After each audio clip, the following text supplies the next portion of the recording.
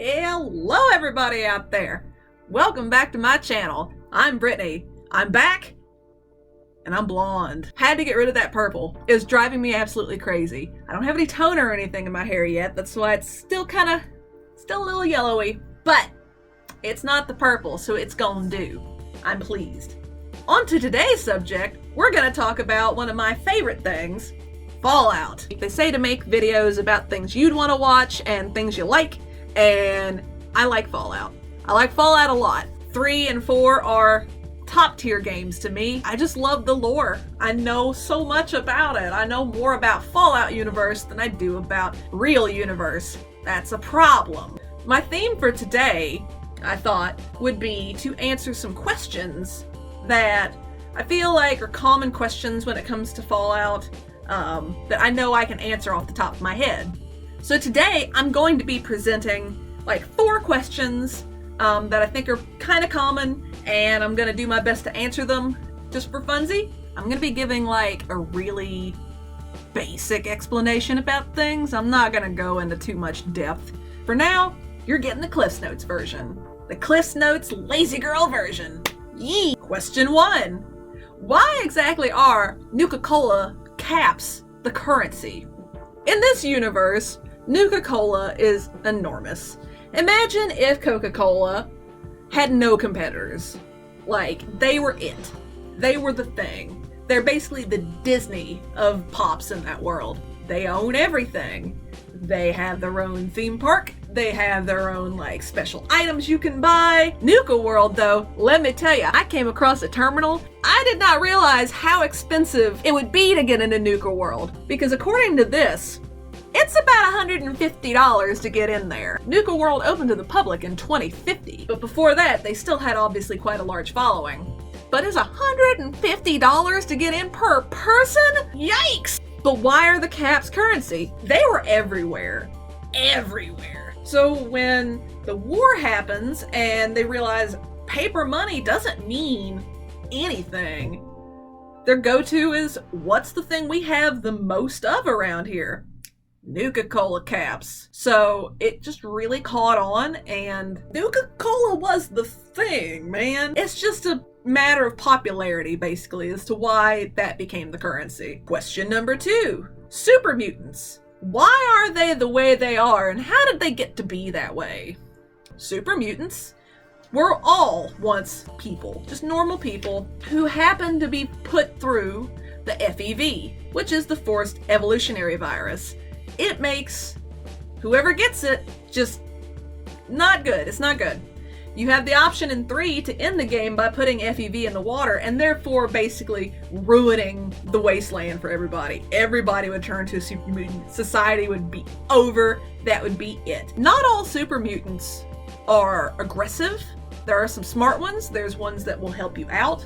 There's one in 3. There's one in 76. They're not all bad, but for the most part, they're all very, very aggressive. Since they were all previously just normal people, whenever they go through the FEV thing, doesn't matter if you're man, woman, whatever, you're gonna end up looking exactly the same. All super mutants look exactly the same. They might have started out as one way or the other, but when you go through that process, your junk just kind of disappears, you get huge, your voice is just all the same, and you can't tell if you were ever once a man or a woman, because it doesn't matter. You're a super mutant. That's what you do. You're a giant, you cause problems, and that's it. All super mutants are gonna be genderless, basically. They got nothing. I'd be angry too. Maintain some kind of intelligence, but so aggressive, they're also kind of stupid. Seems like a bad deal. Question number 3. The Institute. Are they evil, or are they just misguided? This question's kind of up for interpretation, depending on which route you want to go. I do feel like the Institute is slightly misguided. I don't think they're evil, I just think that they are completely disconnected from the rest of society, and they're doing what they think's best, but unfortunately, they are killing real people and replacing them with robots that don't know that they're robots. Which would be a weird existence to live, right? I could throw spoilers in here, but I'm not gonna. There's a certain character in the game that once he finds out he's a synth, he's like, ugh. And I would be too. In my thoughts, the Institute is kind of pulling some Black Mirror stuff though, considering they're like, oh, well, I mean, we gave you this person back and they're gonna live for forever, even though it's not really that person. So it's like, but they have all their memories and everything else. So like, how would you be able to differentiate them amongst a normal person? And would it really matter at that point? Like if they were a synth or the real person, if they acted the same? I don't like it, but I think that they're just misguided. They're trying to help, they just don't know, and they're just going about it the wrong way, and it's not like they can exactly go up and commune with people, because people are gonna be like, hey, you're the Institute, you're bad, I'm not gonna listen to anything you say. But meanwhile, they're all about the Brotherhood, which in my idea is bad. The Brotherhood is just a bunch of like human supremacists because they hate anything that is not human. But unfortunately, in Fallout world, you've got more than just humans now. You've got ghouls, you've got the mutated animals, you've got everything. And you know, ghouls are fine. Don't be hating on ghouls. They're just trying to live with their messy skin, trying to live for forever. Poor guys having to live in the wasteland for forever. Piggybacking off of that question number 4, are you a synth in Fallout 4? I feel like this is completely up for debate as well. If Father makes a synth of himself as a child, why wouldn't he make a synth of at least one of his parents who he knew he was taken from at an early age? Who's to say that he didn't create a synth of you, took you out, put the synth in, so when you wake up, you don't know the difference because you still got the same memories and everything, considering literally every other pod failed. Everybody else that was in that vault with you did not make it. Why would you make it? That doesn't make sense. Think about it.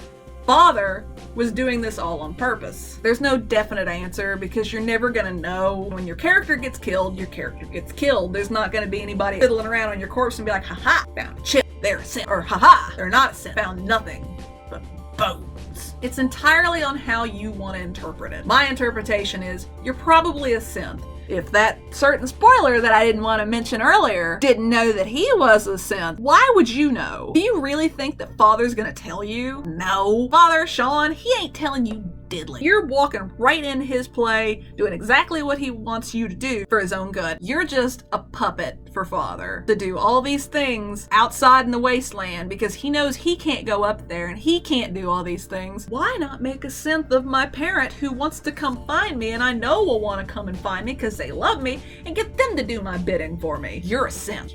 I don't know if this was entertaining or not. Did you learn anything? Could I explain it better? Probably so. This was just kind of a run to see what would happen.